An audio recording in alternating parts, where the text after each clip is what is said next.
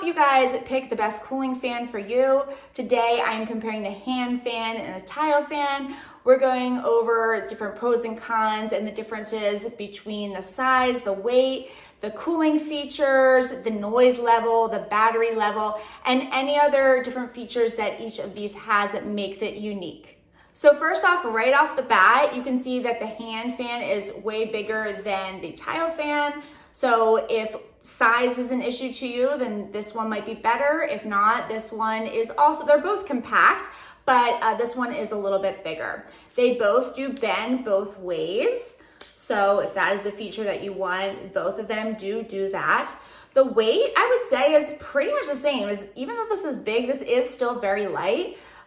This one actually feels like it's just a little bit more solid inside. So it's, I would say, about the same weight.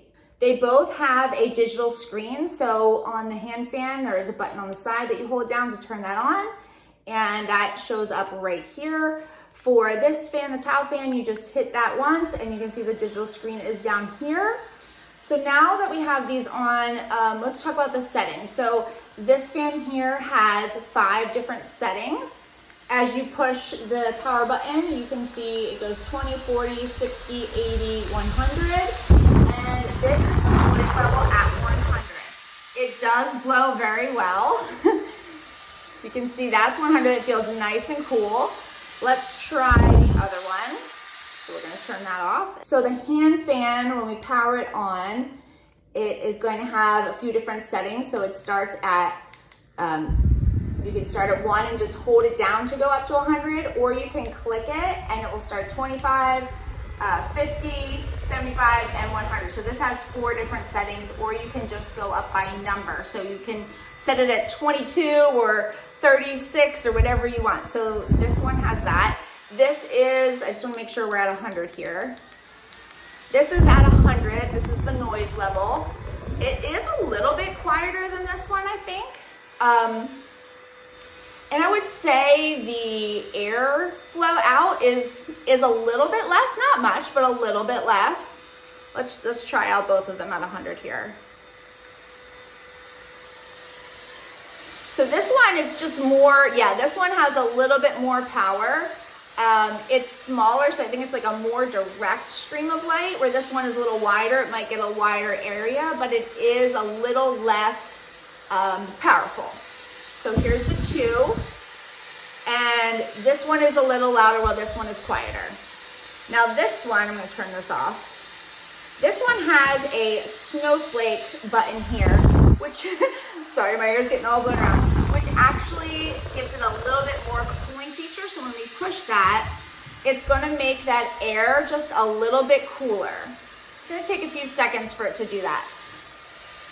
But yeah, you can feel just a little bit cooler with that snowflake. I wouldn't say it's drastic, but it is just an extra little feature that this one has.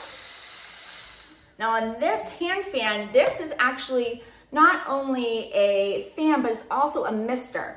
So there is a spot right here at the top where you're gonna add water right here. It does come with a little squirt bottle. I have that right here, where you fill this and then you fill the top in here with the water.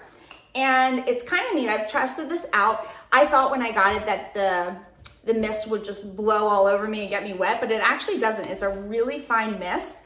So when you turn it on, there is this second button here that has the mist. So when you push that, let's turn it on here, you're gonna see, I think we have to hold it down, that this mist starts coming out. I don't know if you can see that. See that mist right there? This button puts out the mist, and it's so light, but it's like a nice, cool mist. So the difference between this one is it has that snowflake that gives a little burst of air, but I also feel like this one with the mist gives it, I think, a little more coolness, actually.